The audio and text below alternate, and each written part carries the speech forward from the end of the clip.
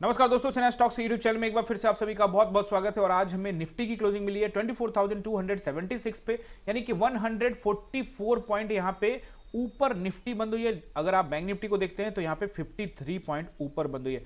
Nifty और bank Nifty में थोड़ा पॉइंट का जरूर आपको अंतर नजर आएगा, क्योंकि दोनों अलग अलग चाल चल रही थी, बट साइडवेज था। आज ऑप्शन बायर के लिए गाइस यहाँ पे दिन नहीं था, इसको अवॉइड करना चाहिए, क्योंकि आप यहाँ पे ट्रैप होंगे, उसके अलावा कुछ नहीं।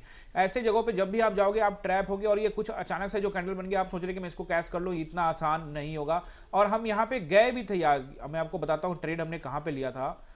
एक तो अवॉइड किया हमने, बीच में छोटा मोटा एक दो स्कैल्पिंग था, लेकिन अदरवाइज मैंने सब क्लास में क्लियर बोल दिया था कि जो भी बिगनर्स हैं वो नहीं करेंगे ट्रेड, और जो भी पहले से भी सीख रहे हैं पिछले 3 4 5 6 महीने से, उनको भी बोल दिया था कि बैठिए और कभी कभी चार्ट को देखते हुए भी समय बिता देना चाहिए। मैंने गाइज यहाँ पे ये पकड़ा था लगभग 14:20 या 21 मिनट के आसपास में।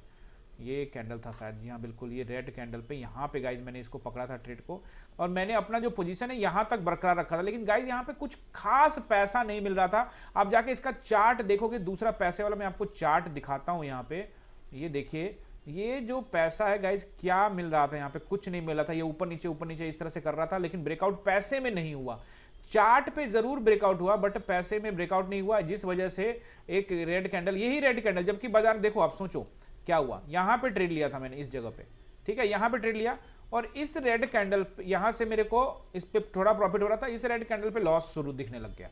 फिर इस ग्रीन कैंडल पे प्रॉफिट दिख रहा था, छोटा मोटा प्रॉफिट ऊपर नीचे करता जा रहा था, कभी माइनस कभी प्लस, कभी माइनस कभी प्लस, और उसके बाद वापस इसी रेड कैंडल पे मेरा स्टॉप लॉस हिट कर गया।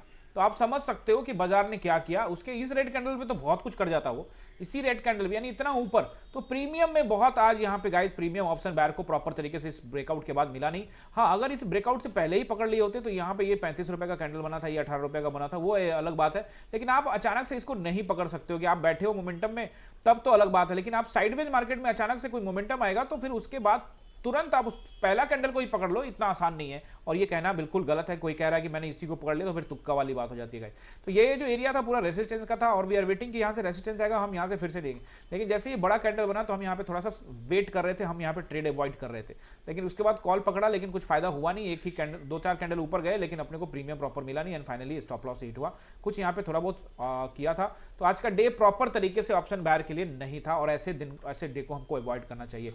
अब वन डे टाइम फ्रेम में जल्दी से चलते हैं। उससे पहले आप सभी से रिक्वेस्ट है कि अगर आप चैनल पे नए हैं गाइस, और आपको इस चैनल से कुछ सीखने को मिलता है, या पहली बार आए और आप यहां से कुछ सीख रहे हो इस वीडियो से, तो गाइस इसको सब्सक्राइब कीजिएगा। यहां पे निफ्टी, बैंक निफ्टी को वीडियो में लगातार डालता रहता हूं। स्टॉक्स से रिलेटेड जो भी आपका कमेंट है उसका जवाब मैं आपको दूंगा, और साथ में हो सकता है कि उसका वीडियो भी आपको बना के दूं, तो आप चाहे तो अपना सवाल भी पूछ सकते हो, और आने वाले निफ्टी या बैंक निफ्टी की वीडियो में मैं आपके सवाल का जवाब भी दूंगा। तो कमेंट भी करके आप चाहे तो अपना सवाल पूछ सकते हैं। अब यहाँ पे हम लोग वन डे टाइम फ्रेम में आ जाते हैं। सपोर्ट एंड रेसिस्टेंस को यहाँ पे एक बार हम लोग देख लेते हैं। देखो, सपोर्ट एंड रेसिस्टेंस को यहाँ पे अगर मैं देखता हूँ तो मैं आपको पहले भी कहा था कि बाजार कुछ दिनों तक जोन में रहे तो बहुत अच्छा। आपने पुराने सारे वीडियो देखोगे पिछले एक सप्ताह के, तो मैं आपको बोल रहा हूँ कि बाजार जोन में रहेगा। इससे पहले यहीं पे आपको बताया था कि बाजार यहाँ आता है और यहाँ पे एक जोन बना के रह सकता है। आप चाहे तो उसको वीडियो को जाके आप चेक कर सकते हैं। ये लगभग वीडियो मैंने आपको, ये जो कैंडल बना हुआ है, ये आप 22 तारीख का वीडियो या फिर आप 21 तारीख का वीडियो, ये सब देख लीजिए। वहां पे मैंने आपको ये सारा कुछ ड्रॉ करके समझाया था कि बाजार आपको यहाँ पे एक चेन में फंसता हुआ नजर आएगा, और फिर जब वो 460 को ब्रेक करेगा तो फिर ऊपर निकल सकता है, और फिर 660 एक रेसिस्टेंस उसके लिए रहेगा। तो वापस फिर से मैं आपको ये सारी चीज समझा देता हूँ। जो लोग नए जुड़े हैं उनके लिए भी कोई टेंशन वाली बात नहीं है गाइज। यहाँ पे बाजार यहाँ जरूर नीचे आया, और मैंने आपको क्या कहा था कि जब भी बाजार बड़ा कैंडल बनाएगा तो लोगों को लगेगा कि अब नीचे ब्रेकआउट होगा।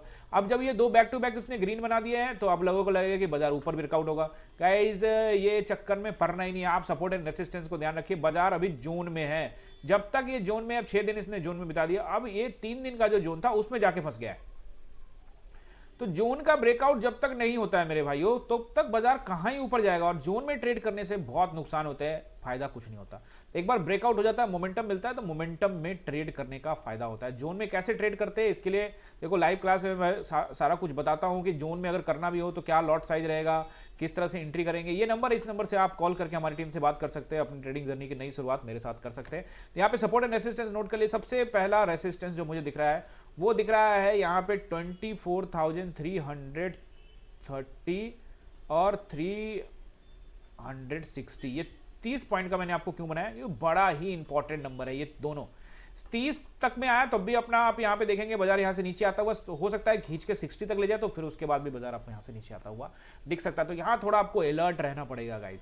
ये एक हाईली रेसिस्टेंस एरिया है, अगर इसको कल गैप अप खोल के निकाल देता है और फिर ऊपर में टाइम बिता के ऊपर निकालता है तो फिर एक अच्छा मोमेंटम मिल सकता है। फिर हमें अगला रेसिस्टेंस मिलेगा 24,460 और फिर यहाँ पे आपको मिलेगा 24,527। ये नंबर आपको नोट करना है, ये दो रेसिस्टेंस 330 से 60, 460 और फिर 527।